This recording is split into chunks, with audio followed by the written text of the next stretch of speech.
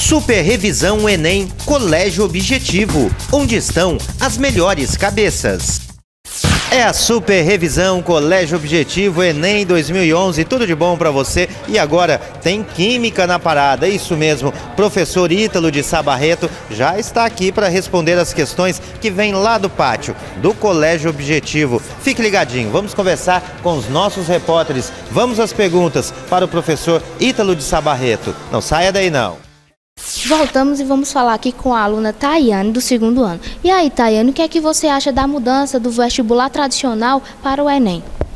Eu acho que melhora muito, pois com o Enem, uma maior quantidade de alunos podem ingressar nas universidades. E você teria alguma pergunta direcionada aos professores da área de Ciências da Natureza? Sim, eu queria perguntar para o professor Ítalo, da matéria de Química, sobre quais os efeitos da chuva ácida no meio ambiente.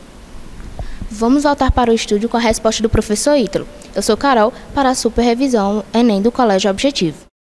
Boa noite a todos os telespectadores da Super Revisão do Enem do Colégio Objetivo. Foi ótima a sua pergunta sobre chuva ácida, um tema extremamente comum, e nós vamos à nossa questão.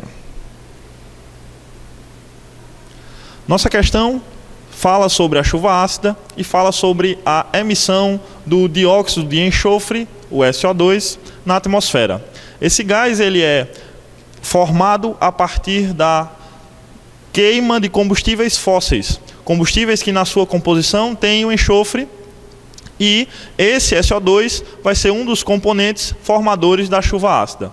Então a questão se baseia perguntando em qual dos monumentos vai ocorrer a corrosão por conta da chuva ácida.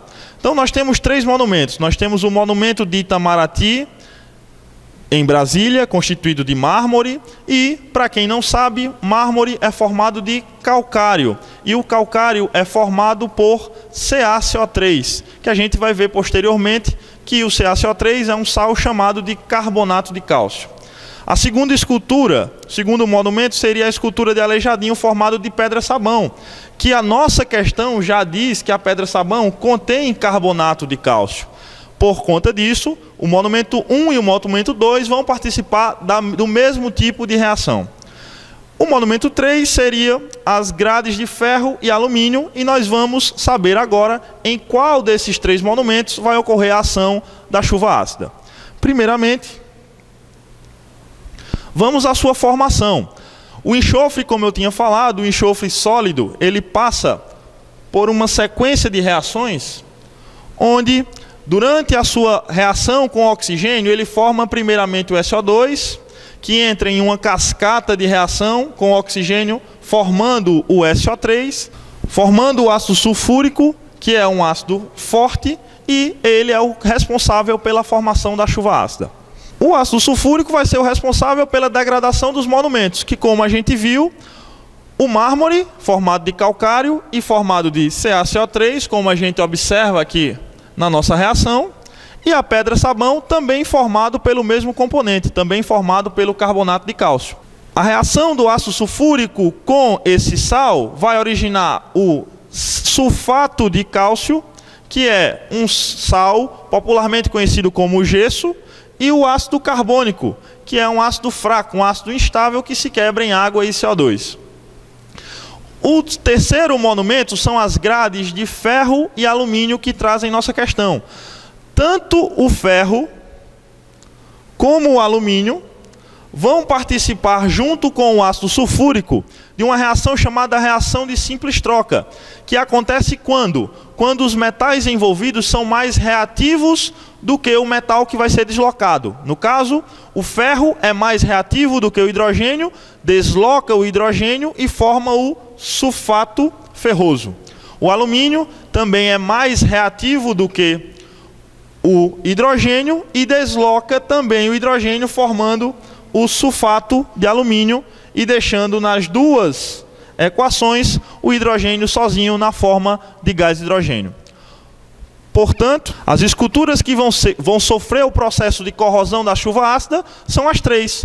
O mármore, porque possui carbonato de cálcio, a escultura de Aleijadinho, porque possui o carbonato de cálcio, e as grades de ferro, porque junto com as grades de alumínio, sofrem a ação também, uma reação de deslocamento. Portanto, a resposta correta é a letra E. Continuando aqui com o aluno Baruque, eu gostaria de saber, Baruque, quais são as expectativas, como você está se preparando para a prova do Enem? Bom, esse ano eu passei a estudar mais, só que o Colégio Objetivo já vem nos preparando há 3 anos, com simulados, VESPAs, inclusive a Superrevisão Enem, que tem sido indispensável na nossa formação. Muito bem, e eu gostaria de saber se você tem alguma pergunta para algum professor. Sim, a minha pergunta é para o professor Ítalo, e eu queria que ele falasse um pouco sobre a eletrólise e como ocorre a utilização dela no nosso dia a dia. Certo, eu sou Priscila Jacinto para o Super Enem. A segunda questão é uma questão também bastante interessante.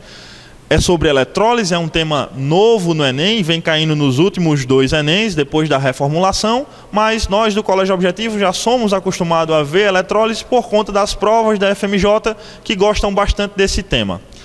Essa questão nos refere da eletrólise de uma solução de sulfato de cobre.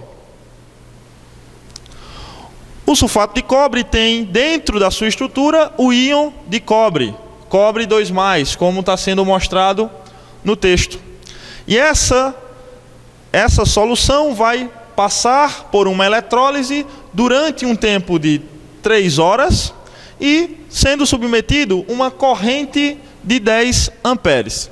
Nossa questão fala sobre um rendimento teórico, fala que o rendimento é aproximadamente de 99%, e nós vamos considerar, para efeito de cálculos, que o rendimento é de 100%. Primeiramente, o que a gente vai observar é a dissociação do sulfato de cobre, que vai originar Cu2+, o cátion que vai ser descarregado na eletrólise, e o SO4 2-, que é o sulfato, que não vai participar diretamente da nossa eletrólise. O segundo passo é a gente calcular qual a quantidade de carga envolvida na eletrólise. A gente vai precisar de uma fórmula que a gente vê na física. Então, como a gente sabe, as questões do Enem precisam dessa interdisciplinaridade, então a gente vai fazer referência agora a uma fórmula física de cálculo de quantidade de carga que se dá a partir da multiplicação da corrente elétrica e do tempo.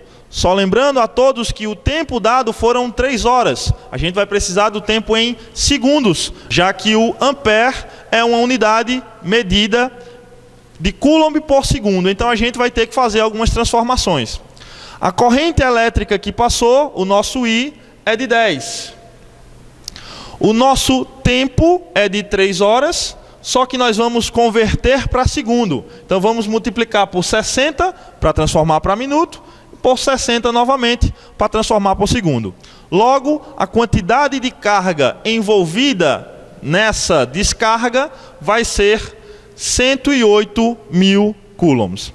Agora nós vamos observar a descarga do cobre. O cobre é um cátion bivalente que precisa de 2 mols de elétrons para descarregar. Então nós temos primeiramente a proporção de 2 mols de elétrons para 1 mol de cobre. Na questão, nós temos dados que é a constante de Faraday e a massa molar do cobre. Para que nós vamos precisar disso? A constante de Faraday se refere à quantidade de carga presente em 1 mol de elétrons. Então, se nós temos 2 mols de elétrons, nós vamos ter 2 vezes a constante de Faraday, que é 96.500 coulombs. 1 mol de cobre, como nossa questão nos pede massa, nós vamos ter que transformar esse mol de cobre para massa, sendo dado na questão que a massa molar do cobre é de 63,5 gramas. Logo, 1 mol de cobre vai ter 63,5 gramas. Qual a carga que passou na nossa eletrólise? A carga que passou foi de 108.000 coulombs. E agora a gente vai achar qual é a massa que essa carga conseguiu depositar. Fazendo os cálculos, nós vamos achar que esse X é 35,5 gramas. E nós marcaríamos na questão a resposta correta como sendo a letra D.